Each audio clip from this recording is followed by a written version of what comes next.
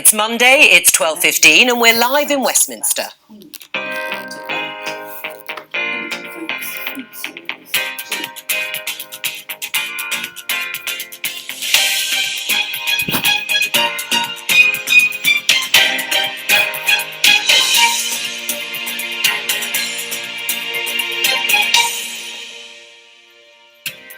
Joining me, Conservative MP and former Minister Grant Shapps, Labour MP and Brexit Committee Chairman Hilary Benn, The Guardian's Deputy Political Editor Pippa Creer and Spiked online columnist Ella Whelan. Today, with no sign of a Brexit deal yet, Tory divisions are only getting worse. Barrelling towards an incoherent Brexit. It's the worst of all worlds. It's quite difficult to see how the Prime Minister can continue. Labour is asked if it could stop Brexit by backing another referendum. Not really, no. The referendum took place. Yes, technically it can be stopped. We've spoken to disgraced former Labour MP Jared O'Mara about his exit from the party. I'm still very, very remorseful and really sad for what I said. 8 days across all the media, 8 days in a row, was very disproportionate, and the manner in which it was conducted was cruel.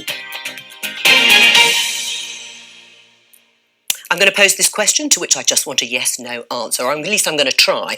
Grant, is this the week we see a Brexit deal? No. Oh, very good. Oh, that slightly shocked me. Hilary? I've no idea. You've no idea? Oh, really? It could not. Depends on Cabinet. My instinct is no. Ella? My gut says no. OK, well, apart from Hilary, it's a sort of resounding no. Let's talk to Adam Fleming in Brussels, because, Adam, last week you boldly predicted that there wouldn't be a deal by the end of last week, and you were right. So do you want to put your money where your mouth is again? After the stress of last week and waiting till Sunday, I'd rather not. And also, people are being... So last Monday, people were saying, look, it's really not going to happen this week. It's really not going to happen this week. People this week are sounding much more like Hilary. They're just saying, who knows, but it basically depends on the Cabinet. Interesting. So does that imply we might be close?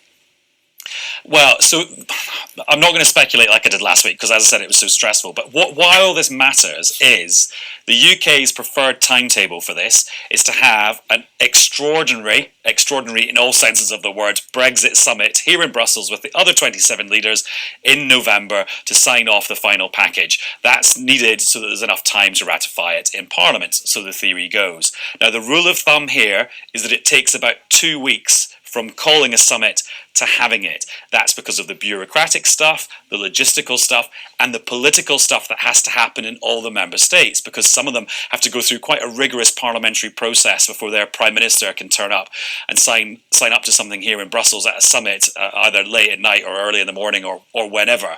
Now, if you want to have a summit in November and counting back 2 weeks, you get to the middle of this week is becoming the last possible moment for it to happen. So that's why there's all this excitement about, does it have to happen in the next 48 hours? And is everybody still stuck on the issue of the insurance policy and what we now know as the Irish backstop? Totally. The backstop is still the issue, and it kind of has now boiled down to two things. We're still talking, well, I don't say we, I'm not involved, I wish I was in the room, it would make life much easier, although they did stay up till 2:45 this morning, so I'd be a bit bleary-eyed if I had been. The exit mechanism. How do both sides decide the time has come where the backstop is no longer required? The latest thinking is that the EU wants it to be discussed by the joint committee that's envisaged in the withdrawal agreements. That'll be made up of people from the EU side and people made up from the UK side. They would decide. Now, we're also told that the discussions in the withdrawal agreement about this issue also envisage another layer of decision-making, which would be an independent arbitration panel. Independent, because it would be made up of people from the UK, the EU, and an impartial third party from outside. Now, would that arbitration panel be able to discuss the exit from the backstop? We think the EU's position is that they shouldn't. The UK's insistence is that they should. And then what happens about either the joint committee or the arbitration panel, whether they can refer the question to the European Court of Justice for a ruling. So that is the real sticking point at the moment. The other thing that this has all opened up is that if you go down the route of the UK-wide customs arrangement, which is what the UK wants, well, that basically opens a Pandora's box that looks very much like the negotiations over a future trading arrangement. And so lots of member states are saying, well, hang on, we can't just give away a UK-wide customs arrangement without all sorts of other stuff on rules and regulations, whether it's environmental protection, labour standards, all that stuff. So that has now widened out that discussion, and some member states are a little bit worried that basically the future relationship, or a potential future relationship with the UK, is now going to be negotiated at 3 o'clock in the morning over a couple of days, and they're getting a bit stressed about that. Well, and I will finish, but the latest I've heard is that the withdrawal agreement might be 500 pages long, which is this size. Great. Talking of staying up till the wee hours, that could be you on many nights ahead. Thank you very much, Adam. Well, events unfolded here, of course, over the weekend on Friday with the resignation of the former Transport Minister, Joe Johnson, brother of Boris Johnson. He resigned saying that the current situation on Brexit was a failure of British statecraft unseen since the Suez Crisis. Well, he's gone even further today in the Evening Standard. We can show you the front page, May's Brexit deceit. He's accused the Prime Minister of calculated deceit. Do you agree, Grant? Well, look, the problem is that we're trying to square a circle that was never going to be squareable, which is why, despite the fact that I had lots of complaints about the EU, I voted Remain. It was never going to be easy to do. And then from there, having got into a general election where our majority was lost, we ended up in an impossible weak position where we had a Prime Minister who had lost much of the authority and then didn't say, look, the real choice here is between us staying in or very close to the EU, unacceptable to Brexiteers, or leaving fully and doing the offshore, Singapore type thing. So we've never had that kind of complete straightforwardness. And I know a year ago when I suggested perhaps somebody else would have to lead these negotiations, a lot of my colleagues at the time thought my timing was wrong. Since then, they've been, I suppose, honourable enough to come up to me and say to me they realised it was their timing that was wrong. Many of those Brexiteers who are texting me saying, put in a letter to get to these 48 letters, and I haven't done that because I think this would be the worst possible moment, have at least conceded that actually a year ago might have been the right time to do that. Does his resignation change anything? Yes, it does. Something very big. This weekend I've been receiving emails, not from the Brexiteers, but from the Remainers. People might describe people as Ramoners who are really keen to remain as close as possible to the EU. And they've been saying to me, will you support Joe Johnson's position? To which I reply saying, well, do you mean by that I should vote against the deal? And they say yes. This is Remainers saying I should vote against the deal. Permission, if you like, from my constituents who voted Remain, nearly half of the constituency, split like many, to vote against the deal. Of course, add that to the Brexiteers, who absolutely want the deal voted against, and of course Joe Johnson's resignation changes everything. And you've seen people like Justin Greening, another strong Remainer, coming out this weekend and saying it would be better not to have this deal. So there's a coalition coming about here. Are you going to vote? No, I'm going to look at what the deal said. I read every word of the Chequers Agreement, which I do not love. It's a complex piece of sort of arithmetic to try to keep us somewhere close to the EU. I don't like it. I could probably have just about lived with it, but without the kind of negotiation which is inevitable in order to create something that the EU would live with. So now I'm going to have to look very closely at the wording that comes back and decide what to do. Listening to that, do you think the resignation of Joe Johnson does change the fundamentals in that sense? Is there now a coalition of Remainers and Brexiteers who will vote down the deal? Well, I don't think the Remainers are as organised as the Brexiteers, and that there's not some sort of preordained campaign about when people are going to quit and when people are going to throw their, on the Tory side, going to throw their hat in the ring. But it's absolutely clear. I spoke to quite a lot of leading Tory Remainers over the weekend who, to a man and woman, said that they were aware of more of their colleagues in ministerial positions who are considering following suit. Now, the number doing the rounds was 3 or 4, but it doesn't just have to be ministerial resignations to permit somebody, free somebody up to vote, a Remainer to vote against the government's deal. The numbers they're saying at the moment, there's obviously about 9 or 10 that have already on the Remain wing of the Tory party said that they'd vote against the PM's deal. They're saying that could potentially double as days go by. So Joe Johnson's resignation in that respect, and in other ways as well, but in that respect primarily is interesting because it potentially heralds more to come. Right, do you think it will? There'll be more resignations? I suspect there will be,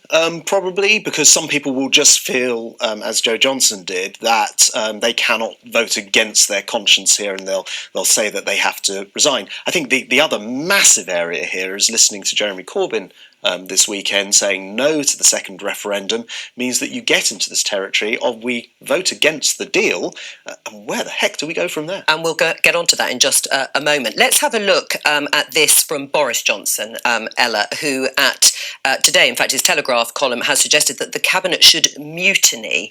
Is that what you would like to see some of the Brexiteer cabinet ministers do now? If they are so unhappy with the way things are, even though they did sign up to this back in June, or certainly to Theresa May's Chequers proposal, should this be the point at which they walk? Yeah, well, it may feel a bit like too little, too late, but I think certainly from my point of view and from the majority of Brexiteers who I know, anyone voting for this or standing in defence of this deal is standing against what Brexit was fundamentally for and is necessarily threatening democracy. I mean, if you have any kind of gumption as a politician and any kind of dedication to the will of the people, that phrase that now makes people's eyes roll, you cannot stand up for this sort of Brexit sham, this Brexit deceit, this Brexit travesty. I think there has to be some very drastic movements now to defend first and foremost what the vote for Brexit originally was about. And if we look at what we've got today, it's in no way, shape or form anything like anyone voted for. It is very interesting that both Remainers and Leavers are upset about this. I mean, I said this about Chequers, that everyone was already ticked off about how this didn't serve anyone's purpose. Where this is going to go, I mean, I'm and the rest of the country, I think, are pretty sick of. We were talking about this being sort of Brexit Groundhog Day, and I think just to state what an utter travesty that is, that the most important, most exciting vote in potentially British political history has been turned into this mess of just infighting and warring that I don't think anyone really has any interest in. How does it look to you, Hilary? Well, I think the Brexiteers' arguments have now been shown after 2.5 years to be fantasies. And the more they shout, the more I think they cry in realisation that they haven't actually got a plan. That's the first thing. Secondly, I agree with Grant that I think the Prime Minister hasn't been honest with the British people about the choices that we have to make. And if we want to maintain friction-free trade, if we want to keep an open border in Northern Ireland, if we want to minimise economic damage, then we need to have a close relationship with the EU. I'm in favour of us joining the EEA and remaining within a customs union, because that at least is an honest choice. But the idea you can get all of the benefits that would give you while wandering somewhere down the middle, when the EU said, I'm afraid your Chequers proposals are not acceptable, and the Prime Minister herself has said of Canada, which is the only other option on the table, well, it doesn't work because it doesn't give us friction-free trade or an open border in Northern Ireland. We have to choose, and for 2.5 years, the government has failed to choose and to tell the public that we need to choose. It's all very well, using the word options and choice, but for me, all I'm hearing in relation to the discussion about Brexit is the Thatcher statement, Tina's, there is no alternative. I mean, it seems like change and drastic action and the kind of stuff that is needed in relation to Brexit is totally outside of our MPs' reach. I mean, I cannot think of one politician that I would trust to, we talked about criticising Theresa May, I cannot think of one politician I trust to sincerely and truthfully deliver what people actually wanted. But driving off the edge of a cliff, which is what would happen if we left with no deal.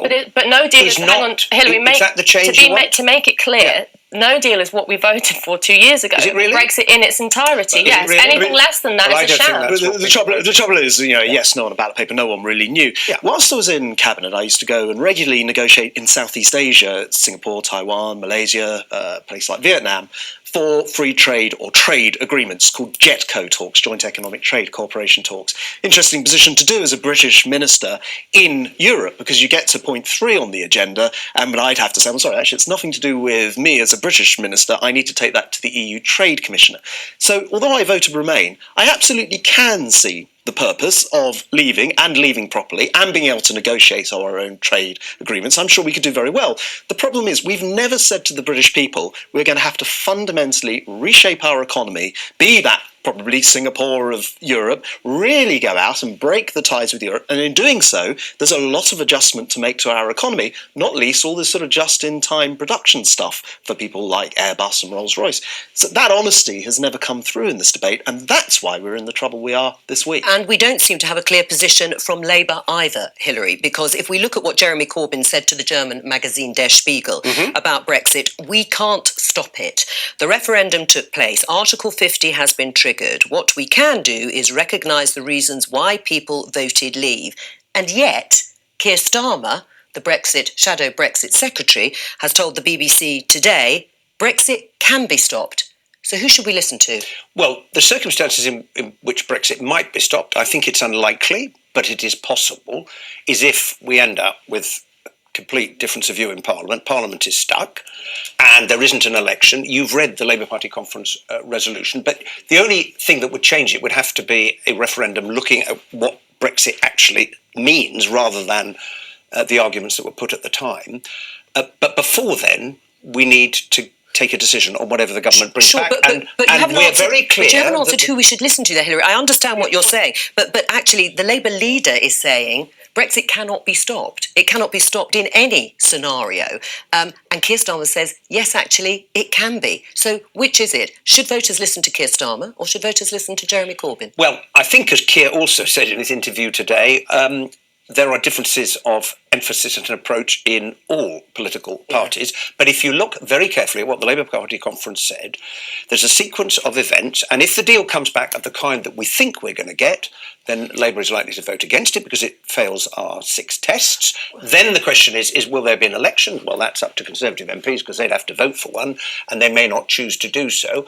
Then there is the possibility there might be a referendum. Look, my view is we think we should accept the result. I haven't argued for a people's vote, but I think we have to be honest about where we need to go, which is why I'm arguing for the EA and a customs union. Labour is in favour of full access to the single market, sure, as you know, Joe, and remaining in a customs union, and that is a bit of clarity that is lacking from the government's position. Well, except, Pippa, we hear there that the conference vote resolution is the policy, and yet Jeremy Corbyn is saying something else. This is another perfect example of Labour constructive ambiguity on Brexit, and the Labour Party obviously has a problem in that its membership is overwhelmingly in favour of remaining in the European Union, whereas its seats, many of the seats it represents, I think 2/3 of MPs represent seats which voted leave at the last election. So there's this constant conflict that the party has to face between the membership and its electoral support.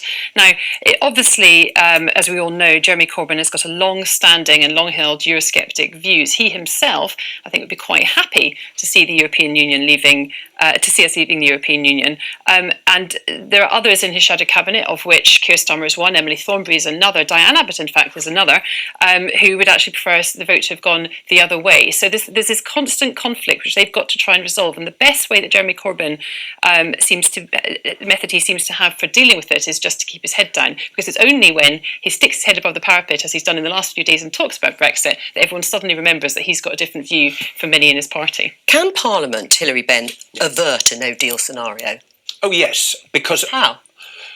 Well, if the withdrawal agreement is voted down, I refuse to believe that Parliament's going to sit on its hands and... But what will they do? You say you refuse to believe it, but what can they actually do? Well, the first thing Parliament could do, and this comes to the way in which the meaningful vote is organised. Now, the Select Committee that I have the privilege to chair has proposed that Parliament should be able to consider a number of amendments to the government's withdrawal motion, which would give the opportunity for Parliament to see, is there a majority for a set of reasons as to why we don't like the withdrawal agreement, or potentially say we like it, but we want to attach some conditions about future negotiating strategy or a referendum. And that is absolutely crucial, because if this is the moment when Parliament gets a chance to take back control. So there is a means, we're waiting on the Procedure Committee to come back with its proposals on how we're going to handle it. But the fact is there are not 2 choices in this, which is the government's approach and no deal. There are more choices. The government hasn't made them. Parliament may well wish to do so.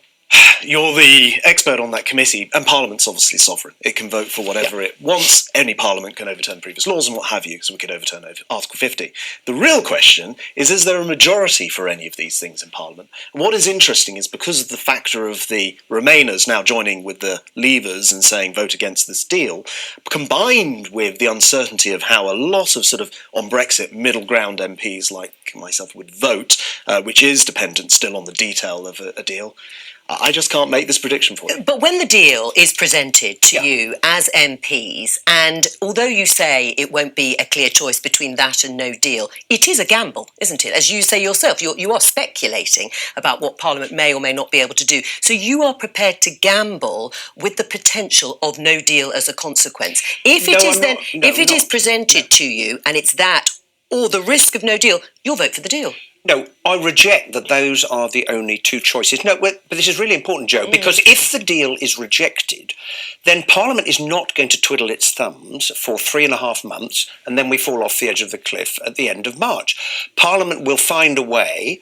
The government will either have to change its policy or the Conservative Party will have to change its leader, but we're not going to sit there and in the end see something happen which we all know would be really damaging to our country. I think that's probably the much more likely route in our form of democracy, that it's not that Parliament suddenly sort of goes, in which case we'll do this, but that the governing party and leader either change their policy or positions, and I think that's the much more likely outcome. Right, and do you think that's what will happen? Bearing in mind there isn't a majority in Parliament for any of the outcomes, and even if you rejected the deal, there's still not a majority for what happens next. Bearing in mind any of my predictions for the last 3 years would have been wrong, yes. Well, you might as well keep on that same path, mightn't you? I mean, the Clerk of the Commons, Hilary, Sir David Natsworth, told your committee recently Theresa May can legally ignore any non-statutory vote for alternative Brexit scenarios.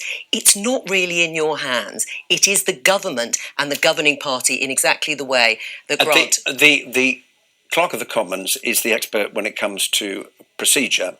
The truth, however, Joe, is that the government could not politically ignore a House of Commons that said, right, your plan didn't work, this is what we now need to do. This is about politics, and it comes down to Parliament doing its job. Right, but what would they do? I mean, because there isn't an agreement about what the next step would be. That would effectively be like Parliament negotiating with the executive, and I think that's very real. This is how it happened. Saying, actually, we want this to happen, and the executive happened to go, well, we won't quite give you that, but here's our plan B. I mean, and, you know, it all goes back to what we were talking about before, which is we should have had a much more honest, open debate with the British public. But you didn't. Say, we're going to leave and leave properly, or we're going to remain, and I think this in-between is the problem, and it's why this has turned out such a mess. I mean, if you're looking at the state of the party now, how is it on the backbenches? How are Tory MPs feeling? Well, the strange thing about this, and I wasn't here when Maastricht was going through, which in the 90s ripped the Tory party apart. John Major took the whip away from a series of Conservative MPs for doing far less than MPs on both the extreme Brexit and extreme Remain side are doing now. So the strange thing is actually in the tea room, most people are talking to everybody. There's not a real sense of... No, I mean, it's kind of... I mean, odd actually if you think about it, but you will regularly see, let's say, Jacob Rees-Mogg talking to the most extreme Remainer, and so it's not that kind of thing. And the reason for that is, if I was to speak to Labour MPs, I can find Labour MPs who have the views which also cross right across this spectrum. This is a question which goes to the fundamental heart of what Britain wants to be as a country in the future, and it splits the Conservative Party, just as it splits the country, the Labour Party, and indeed families in this country. If then we're looking at this being presented to Parliament and you say Parliament won't sit on its hands for the next 3.5 months, what are you saying to colleagues now who may be relied upon to get that deal through? I spoke to a member of the Cabinet last week who said, we calculate that it'll be rejected the first time, and then MPs will really see the spectre of no deal, and there'll be more Labour MPs who'll support us. Well, I think you'll see a lot of Conservatives, loyal Conservatives, will vote for the deal even though they have reservations, but then they will be the first ones to say, if it goes down, we need a plan B. And Parliament, in the end, will not enable, by action or inaction, the country to leave with no deal at the end of March, because there is not a majority. But Grant is right. You have party politics, which we all understand, and then you have overlaid Brexit politics. And the question is, how does a sensible majority for a sensible future economic relationship with the EU assert itself in the situation which the government has created? Right. You also said, though, it could be reversed, Article 50. Parliament can conceivably do what it wants. I'm not arguing that it should be, and I don't actually think Parliament would do that. I think it would be the wrong thing to do because, you know, we've had a referendum, people have voted in that referendum, and the idea that you should either have another referendum or indeed reverse Article 50 before you've actually enacted the outcome of the first referendum, I think would be completely anti-democratic. Let's listen to the former Labour Prime Minister, Gordon Brown. He's been giving a speech on Brexit, or he certainly talked about Brexit. Let's have a listen to what he had to say. Nothing changes, then we will be an even more divided Britain. There is no doubt in my mind about that. More divided than during the 3-day week of the 70s, more divided than during the miners' strike of the 80s, more divided than the poll tax disagreements of the early 90s, more divided than over the Iraq war. Ella? More divided than the miners' strike. I mean, the point is that when you look at what the public wants, it's quite clear. I mean, it's dodgy to trust stats and it's dodgy to trust surveys. But as I can see, it's quite clear that we do not have Leavers and Remainers anymore. We don't have that split. We have people who want Brexit to happen, Democrats, who believe in democracy and want government to get on and do its job, which means listening to what people told it to do. And then a very, very, very small, mainly elite bunch of Remoaners, as you labelled them, I know that's sort of a controversial term, who want to see this overturned. And you're having this sort of bizarre discussion within Parliament, and talk about the politics of Parliament, in which we've forgotten what the majority of people actually want. It's kind of, the public has been totally sidelined in the Brexit discussion. It's been taken out of our hands and gone into the Houses of Parliament, where it's like a game that's being played. And I have to remind you that the fundamental drive behind the politics of what Brexit was about was that we didn't have elitist politicians playing games anymore, but that we had power put back into the public. I know I'm, in your mind, sounding like a bit of an extremist here, but I think you have to be really hard and say you're either for democracy or you are not.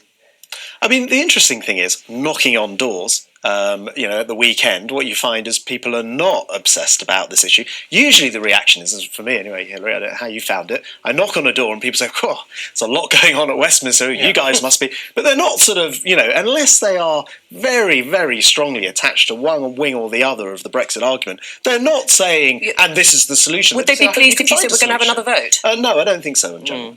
Look, I voted for Article 50 because I'm a Democrat and I accept the result. And what the referendum result meant to me is we're leaving the institutions of the European Union next March. It did not decide what our future economic and political and security relationship is going to be. And that is the argument. You're right. Absolutely. But that is the argument in British politics at the moment. But parliamentarians have a responsibility to be honest with people about the consequences, and I think a close economic relationship is in the interest of all of us, not least because a stronger economy makes it easier for us if we want to address it's not what people voted for. Causes of Brexit that weren't to do with the I take on board your point of desires to be sensible, but if we are saying that because we have an economy that can't change, because we have a political system that's too difficult and messed up, then we can't enact a vote that people said, I think that's a travesty, and that is denying democracy. We're going to move on. Just very quickly, can she survive this, Theresa May? Up until last week, I was thinking that she probably could and would, because I thought that, on balance, the most likely outcome was that she somehow got a deal and somehow got that deal through Parliament, faced with the kind of severity of leaving. The Remainers, like Jo Johnson, now saying they'll vote again, is the thing which throws that into considerable doubt. Right, so you don't think she'll survive? As I say, any prediction over the last 3 years would have been wrong, probably including this one. Let's move on and talk about the MP, the Labour MP, former Labour MP, Jared O'Mara. He found himself in the eye of the storm last year over his online behaviour. He subsequently went to ground, but has given a rare interview to our reporter, Elizabeth Glinker. June 2017, and against the odds, bar manager and gig promoter Jared O'Mara takes the Sheffield Hallam seat for Labour, unseating the former Lib Dem leader, Nick Clegg. How surprised were you when you were elected? Gobsmacked, putting it mildly. I didn't believe it one jot. Somebody came up to me and said to me, oh yeah, I think you might have won, so you better get a speech prepared. I'm like, oh, there's no way I've won, you're pulling my leg. Going from the pub to the Palace of Westminster, I don't think there's many people that have done that before. Selected at the last minute for the snap election, just 4 months later, online evidence of previous racist, homophobic and sexist comments came to light, leading to days of media coverage and suspension from the Labour Party. How do you reflect on that now? I'm still very, very remorseful and really sad for what I said, and that I upset people in the manner that I did. But I still feel at the time, 8 days across all the media, 8 days in a row, was very disproportionate, and the manner in which it was conducted was cruel. So you do fully understand now why those remarks were offensive? Absolutely, I could not be more pro-LGBTQ equality now. Jared O'Mara has a form of cerebral palsy. He struggled with his mental health, and in February this year says he learned he's also on the autistic spectrum. I went to try and get diagnosis with the NHS in 2015, but unfortunately they wouldn't refer me. So in February of this year I went private and I got diagnosis. And because of some of the controversy surrounding what happened to you, there were people who sort of suggested that you were trying to distract from that by talking about your disabilities.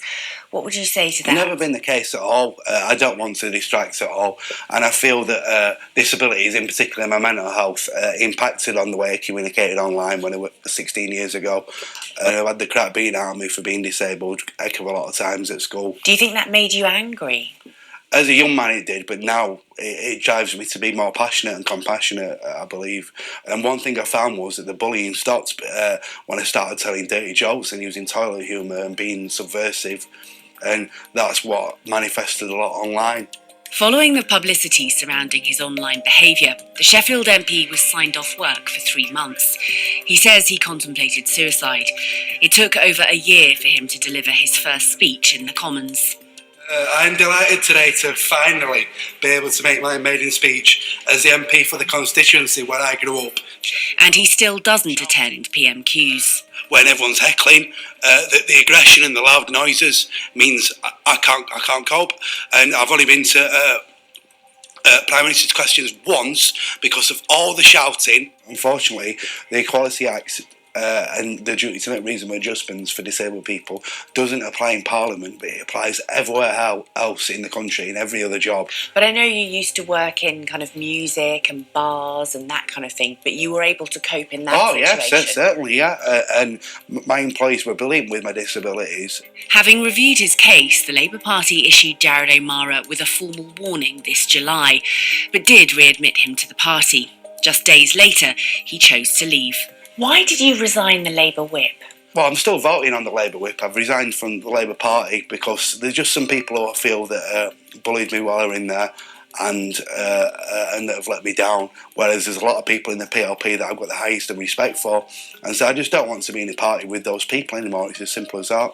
Will you run again? At this juncture, if the election was tomorrow, I wouldn't feel like running at the moment. But I'm not going to make any promises because if the election comes as in 2022, when it could do, I don't know how I'm going to feel then, and I might stand again as an independent.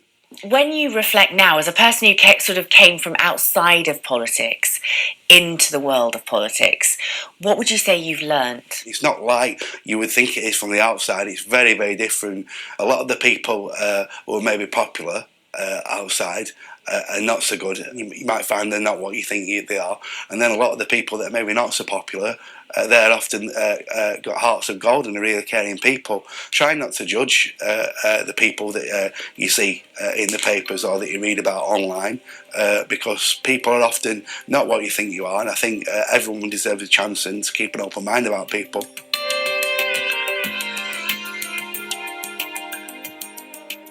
Jared O'Mara talking to Elizabeth Glinker. The Labour Party have given us a statement where they say the party's investigation into complaints received about Jared was handled with care and sensitivity.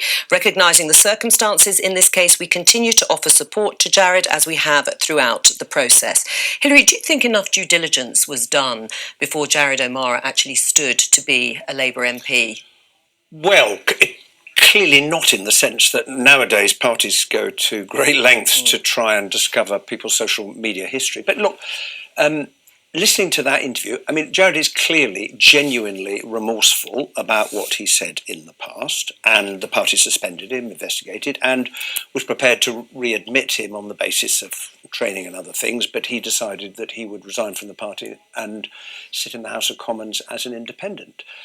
We all make mistakes, and we can particularly make mistakes when we're young, and I think one should accept at face value what he said, but it's clearly been, for him, and I think for everyone concerned, a very difficult process, but the party, I think, had no option but to suspend him, because we have to make it clear that those kind of views are unacceptable if you are a Labour Member of Parliament. Let's leave it there. I have some news to bring you, which is that the Lords Privileges Committee says Lord Lester of Herne Hill should be suspended for sexually harassing a complainant and offering her corrupt inducements rights to sleep with him. The committee recommended a suspension until 2022, which would be the longest in modern parliamentary history. The House of Lords will debate a motion to suspend Lord Leicester on Thursday. Lord Leicester's appeal was rejected. He sat in the Lords as a Lib Dem until the allegations emerged in February. That's news that we've just had coming in. Now, we're moving on because in a moment we're going to talk to the historian Peter Frankopan to talk about his new book about the Silk Roads. But before he joins us, let's have a listen to the French President Emmanuel Macron speaking at a ceremony to mark the centenary of the World War I armistice. Patriotism is the opposite of nationalism. Nationalism is treason. If we think our interests may only come first and we don't care for others, it's a treason of our values, a betrayal of all moral values. We must remember this. So Emmanuel Macron also warned that old devils are re-emerging, new ideologies are manipulating religions, and history is threatening to return to its tragic path. Just before we get to your book, Peter, what do you think of his assessment of the world as it is now? Well, I think Macron has a very good way of capturing the sentiment, and I think the distinction he's trying to make between patriotism and nationalism is he's trying to say that it's a good thing to feel proud about your country's past, but there are dangers in thinking that you either have a God-given right to be superior or to be able to work unilaterally. And I think Macron picked his words very carefully. He's a very thoughtful speaker, and I thought it was a very good speech, actually, where he gave some warnings about the stages of the global cycle that we're at, and I, for one, agree with him, because here in Europe, listening to you talk about Brexit, we are talking about fragilities here, about people going their own, states going their own way. And in other parts of the world, this is a time of considerable consolidation, and it's a different velocity we're on. And I think he's right to warn that if we're going to commemorate the First World War, we should remember that people do find ways of taking things and accelerating the kind of disagreements they have in a dramatic way. Tell us about your book. Well, I mean, Brexit does get mentioned a little bit, but for 99% of the world's population, I can promise you, Brexit really doesn't matter. You know, if you are in sub-Saharan Africa, if you're in Pakistan, if you're in China, what happens and the decisions made in Europe are irrelevant. And the parts of the world I focus on, the swathe from Turkey going the whole way east as far as China, is in the process of knitting itself together. I mean, we have a great deal of exposure to these countries, but the economic growth that they're going through, the challenges they present, are substantial. Right, but the economic growth, to some extent, has faltered, really, hasn't it? It's faltered in terms of the rate of growth in places like China, for example. Yes. Do you think that changes slightly your thesis about living in an Asian century? No, I mean, in fact, that's the bit that we should be talking about Brexit. So China's figures of being down to 6.9% growth look bad. I mean, most people in this country would bite the hand off to look at growth at that scale. Sure. But we have a greater exposure in this country through the City of London than the United States, Japan, the European Union and South Korea combined to the Chinese economy. So if China's economy and the credit bubble pops, that's going to affect us much more than decisions that get made over our trading relationship with the EU. Do you think Western countries have been slow to wake up to the fact that perhaps we should be thinking and developing even more our links with China? Yes, that's almost certainly true, and then we saw a big push under George Osborne when he was Chancellor. But of course it's not without difficulty, because they fundamentally are not running the kind of liberal democracy that we would in the West feel was the best way to organise society. People having the liberty to decide on who governs them, being right at its core. So it presents us with challenges, and those challenges have held us back economically. And then in the end, post, if you like, George Osborne's tenure, we've said, oh, you know what, it's so big we just can't ignore it, and we've started to really engage. Do you think the West is in retreat? Well, the world's changing. I think President Macron absolutely got it right, because there are two great forces in the world at the moment. One is the desire for sovereignty, control, self-determination. And on the other hand is the recognition at the beginning of the 21st century, if we do not cooperate with our neighbours to tackle climate change, trade, threats to peace and security, the movement of people around the globe to seek a better life, we're going to have big, big problems. And it's like everything in life, it's how do you strike the right balance? And I happen to think the referendum result in Britain was sending a message we don't think the balance is quite right. And China is a huge global power, economically, politically, it's still a bit of a sleeping giant, but the reduction in poverty in these countries is astonishing. Look at Vietnam. And one of the ways we're going to tackle the movement of people around the globe in search of a better life is if they can enjoy a better life where they were born and brought up.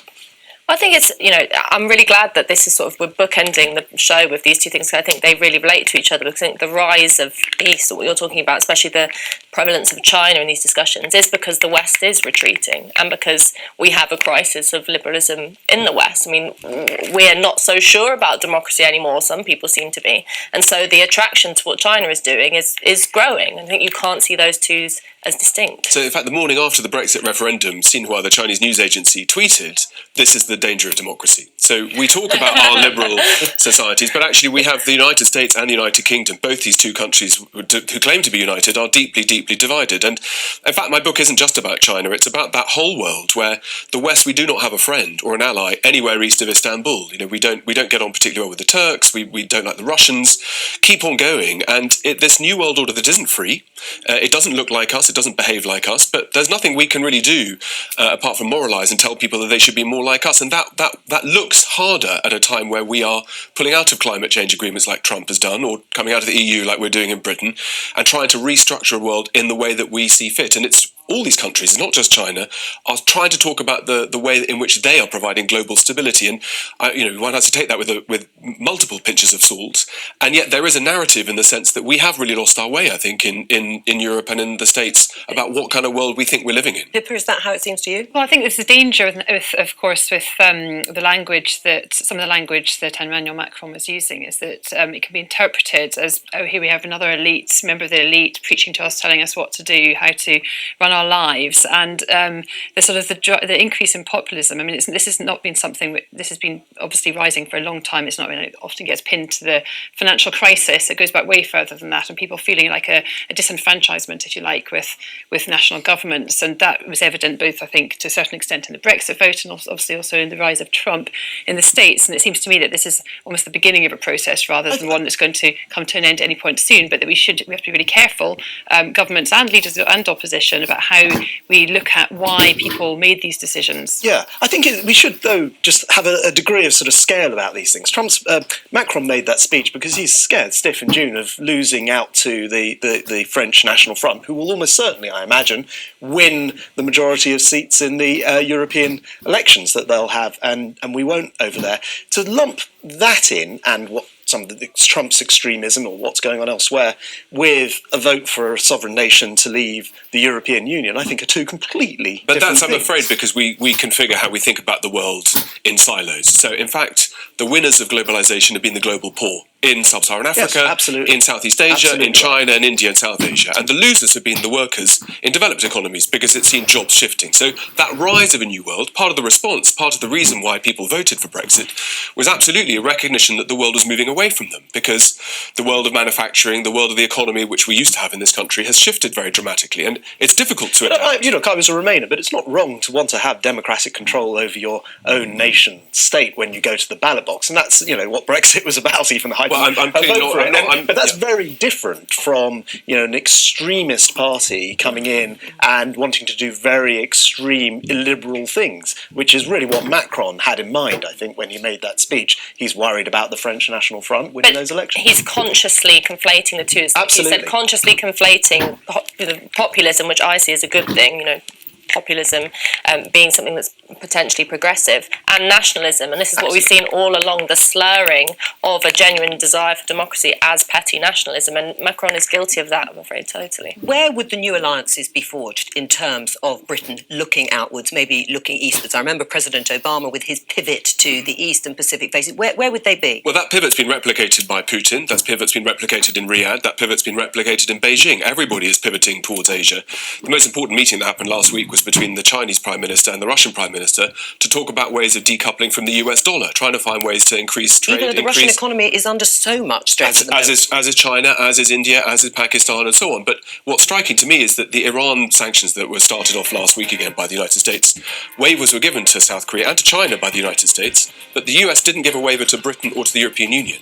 So our oil supplies, our energy supplies, this is a world in which we have a very strong chance of being shut out of as new alliances and new configurations get moved. All right, well, thank you. But I thought you were going to say I was something. going to say, and therefore it's not a good time to believe in the alliance. Oh, you got it It's been back to rather important Brexit. to us. I can't believe I let that in at the end. That's it from all of us here. Bye-bye.